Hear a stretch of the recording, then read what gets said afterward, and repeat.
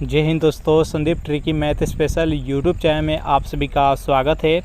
Bihar police constable विज्ञापन संख्या 01/2023 जिसमें टोटल पोस्ट है 21,391।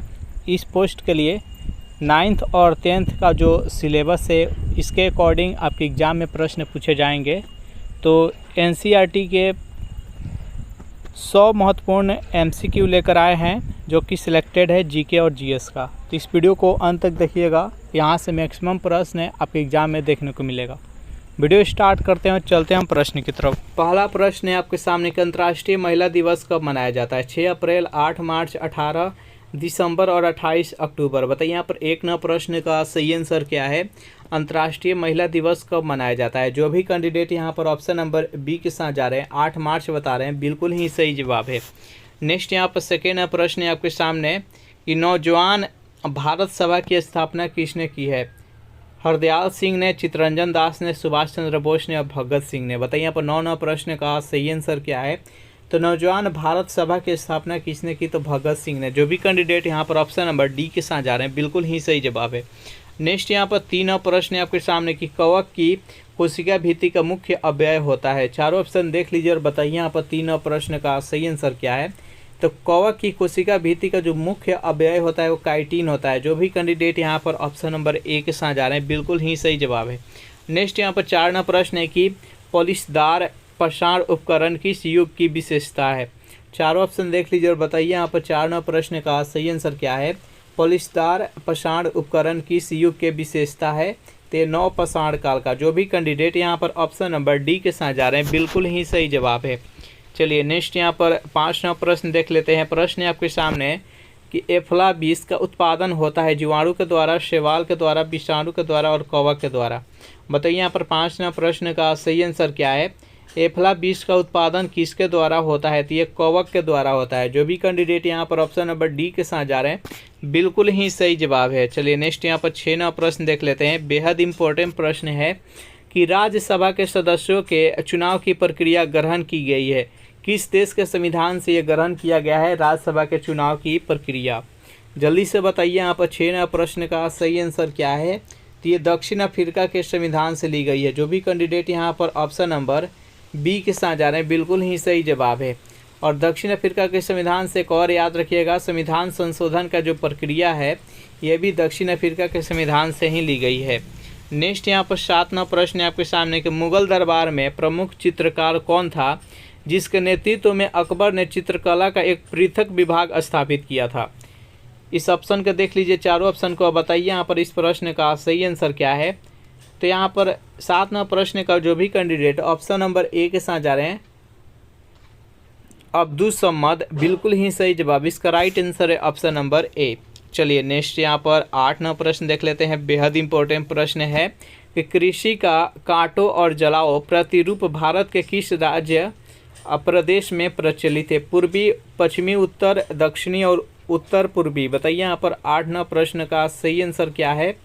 तो कृषि का काटो और जलाओ प्रतिरूप भारत के किस राज्य में प्रचलित है? तो उत्तर पूर्वी में। जो भी कैंडिडेट यहाँ पर ऑप्शन नंबर डी के साथ जा रहे हैं, बिल्कुल ही सही जवाब है।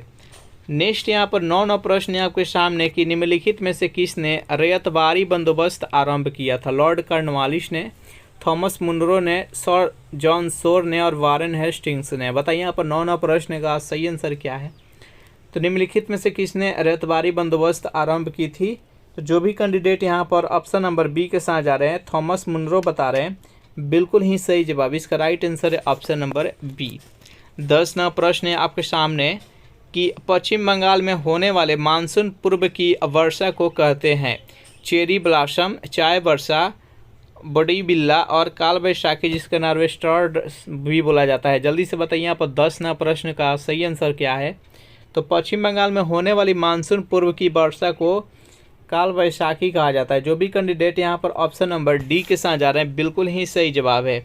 सेशन आप लोग को अच्छा लग रहा है तो वीडियो को लाइक कर दीजिए, अपने दोस्तों के पास जल्दी से इसको शेयर कर दीजिए। 11 प्रश्न है कि भारत के राष्ट्रपति के चुनाव में हुए विवाद का निर्णय कौन करता है? संसद करता है, सर्वोच्च न्यायालय करता है, निर्वाचन आयोग करता है और राज्यसभा करता है। बताइए यहाँ पर 11 प्रश्न का सही आंसर क्या है? तो भारत के राष्ट्रपति के चुनाव में किसी प्रकार का अगर विवाद हो जाए तो इसका निर्णय कौन लेता है? तो सर्वोच्च न्यायालय। जो भी कैंडिडेट यहाँ पर ऑप्शन नंबर बी के साथ जा रहे हैं बिल्कुल ही सही जवाब है। नेक्स्ट यहाँ पर 12वां प्रश्न है आपके सामने, बेहद इम्पोर्टेंट प्रश्न है कि भोपाल गैस दुर्घटना में विषाक्त गैस जिसका रिसाव हुआ था उसे गैस का नाम बताना है। जल्दी से बताइए यहाँ पर, जो भोपाल गैस त्रासदी हुआ था जिसमें बहुत आदमी मारे गए थे, तो बताइए वहाँ पर कौन सा गैस का रिसाव हुआ था? तो जो भी कैंडिडेट यहाँ पर ऑप्शन नंबर सी बता रहे हैं, मिथाइल आइसोसाइनाइड, बिल्कुल ही सही जवाब। इसका राइट आंसर है ऑप्शन नंबर सी।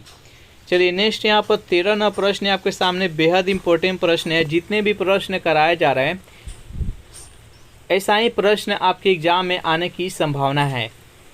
13वां प्रश्न है कि निर्विरोध निर्वाचित होने वाले भारत के प्रथम राष्ट्रपति कौन है?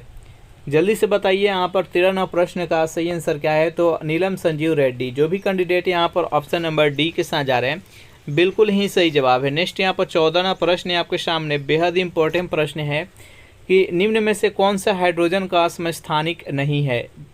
ऑप्शन नंबर ए है प्रोटियम, ड्यूट्रियम, ट्राइटियम और इट्रियम। बताइए यहाँ पर 14वां प्रश्न का सही आंसर क्या है? सबसे पहले समझते हैं समस्थानिक। समस्थानिक किसे कहते हैं?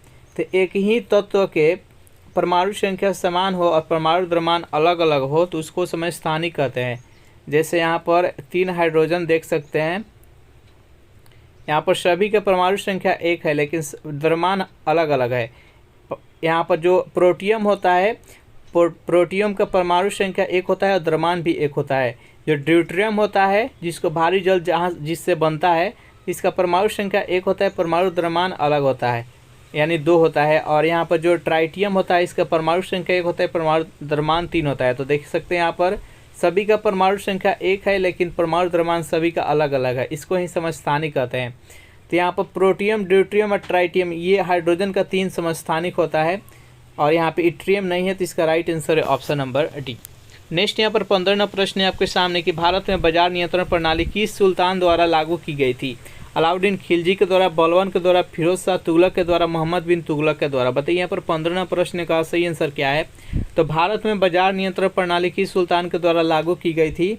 तो अलाउद्दीन खिलजी के द्वारा। जो भी कैंडिडेट यहाँ पर ऑप्शन नंबर ए के साथ जा रहे हैं बिल्कुल ही सही जवाब है।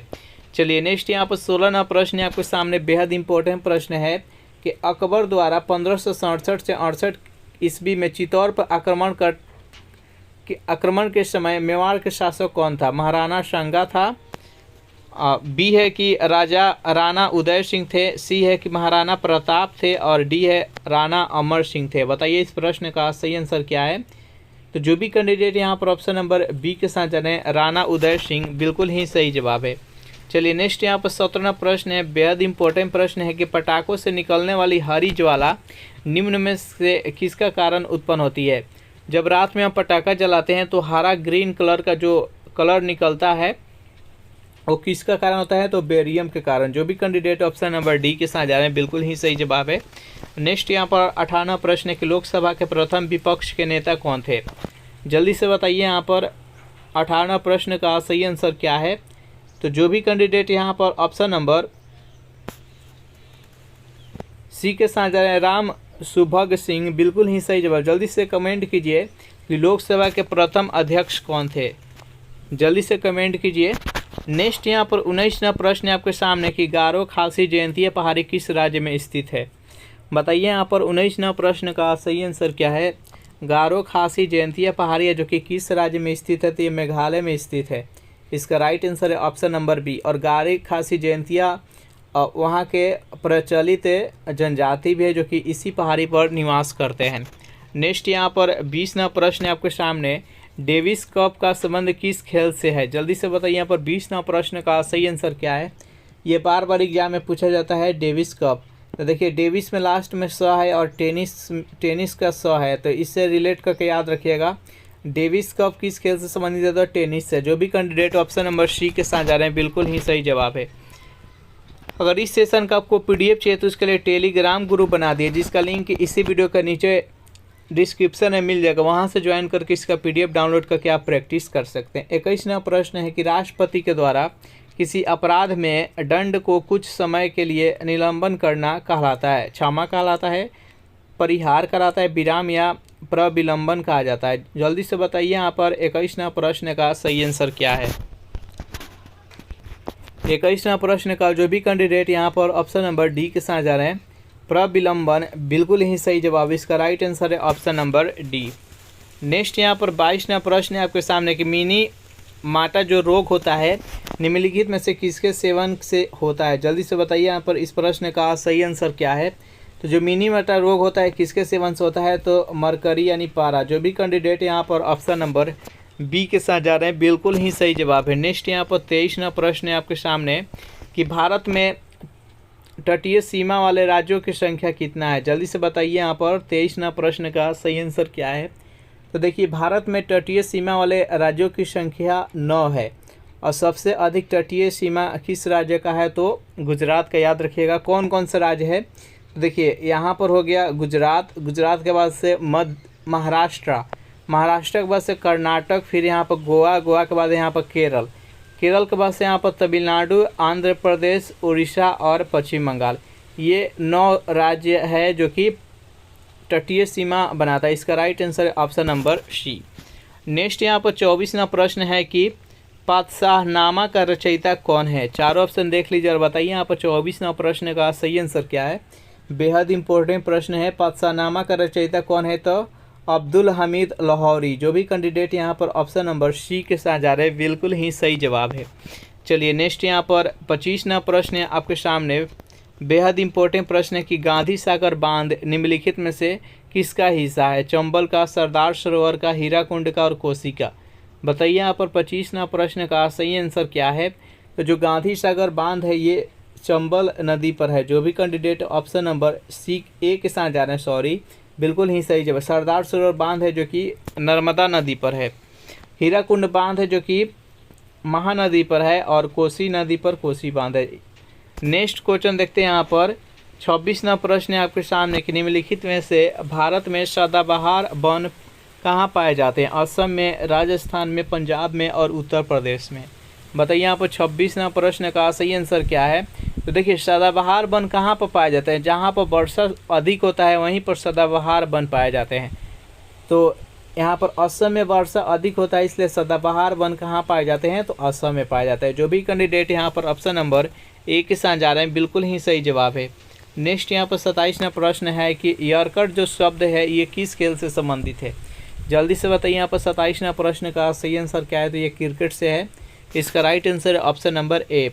28वां प्रश्न है आपके सामने कि भारत का वह कौन सा राज्य है जहां नौका दौड़ के लिए प्रसिद्ध है? ऑप्शन नंबर ए है केरल, बी है पंजाब, सी है हरियाणा और डी है चेन्नई। बताइए यहाँ पर 28वां प्रश्न का सही आंसर क्या है।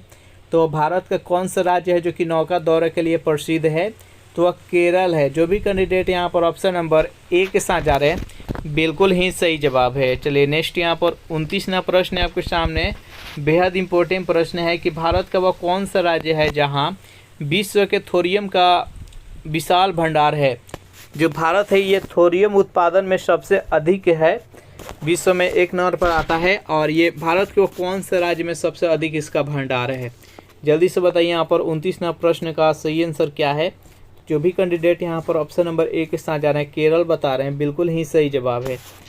चलिए नेक्स्ट यहाँ पर 30वां प्रश्न है आपके सामने कि आत्मीय सभा की स्थापना किसने की थी? जल्दी से बताइए यहाँ पर 30वां प्रश्न का सही आंसर क्या है। तो आत्मीय सभा का स्थापना राजा राम मोहन राय के द्वारा 1815 ईस्वी में किया गया। तो जो भी कैंडिडेट यहाँ पर ऑप्शन नंबर सी के साथ जा रहे हैं, बिल्कुल ही सही जवाब है।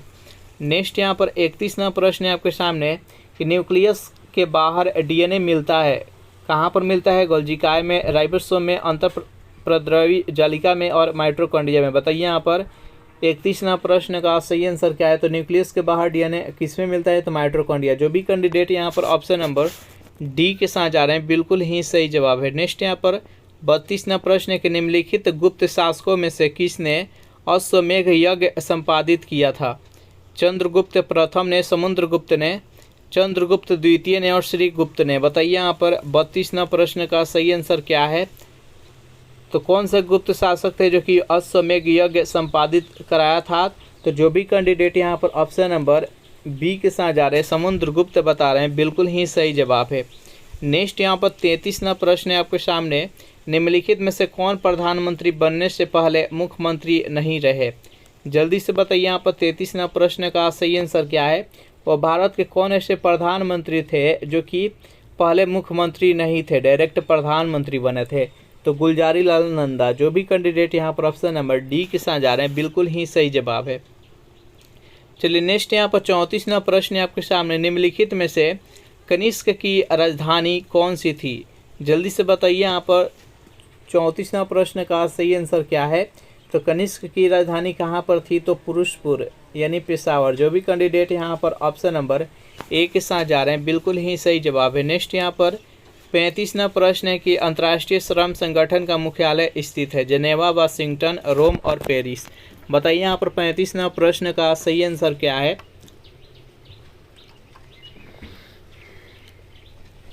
तो अंतर्राष्ट्रीय श्रम संगठन का मुख्यालय कहाँ पर है? तो जेनेवा में है। जो भी कैंडिडेट यहाँ पर ऑप्शन नंबर ए के साथ जा रहे हैं, बिल्कुल ही सही जवाब है। चलिए नेक्स्ट यहाँ पर 36वां प्रश्न है कि शिक्षित व्यक्तियों का विकासशील देशों से विकसित देशों की ओर पलायन क्या कहलाता है? जल्दी से बताइए यहाँ पर 36वां प्रश्न का सही आंसर क्या है। तो शिक्षित व्यक्तियों का विकासशील देशों से विकसित देशों की ओर पलायन को प्रतिभा पलायन कहते हैं। जो भी कैंडिडेट यहाँ पर ऑप्शन नंबर ए के साथ जा रहे हैं, बिल्कुल ही सही जवाब है। चलिए नेक्स्ट यहाँ पर 37वां प्रश्न है कि डॉक्टर वर्गीज कुरियन का नाम विख्यात है नीली क्रांति के लिए, हरित क्रांति के लिए, श्वेत क्रांति के लिए, काली क्रांति के लिए। जल्दी से बताइए यहाँ पर 37वां प्रश्न का सही आंसर क्या है। डॉक्टर वर्गीज कुरियन का नाम किस लिए प्रसिद्ध है? तो श्वेत क्रांति के लिए। श्वेत क्रांति कब लाए थे? तो 1970 में, जिसको ऑपरेशन फ्लड के नाम से भी जाना जाता है। इसका right answer option number C. Next यहाँ पर 38वां प्रश्न है आपके सामने कि दीपक पुनिया का संबंध निम्नलिखित में से किस खेल से है? मुक्केबाजी से, बैडमिंटन से, शूटिंग से और कुश्ती से। बताइए यहाँ पर 38वां प्रश्न का सही आंसर क्या है। दीपक पुनिया का संबंध निम्नलिखित में से किस खेल से है? तो कुश्ती से है। जो भी कैंडिडेट यहाँ पर ऑप्शन नंबर डी के साथ जा रहे हैं, बिल्कुल ही सही जवाब है।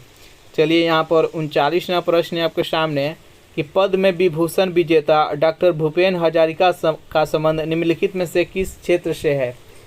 विज्ञान से है, गायन से है, नृत्य से और खेल से है। बताइए यहाँ पर 39वां प्रश्न का सही आंसर क्या है। तो जो भी कैंडिडेट यहाँ पर ऑप्शन नंबर बी के साथ जा रहे हैं, गायन बता रहे हैं, बिल्कुल ही सही जवाब है।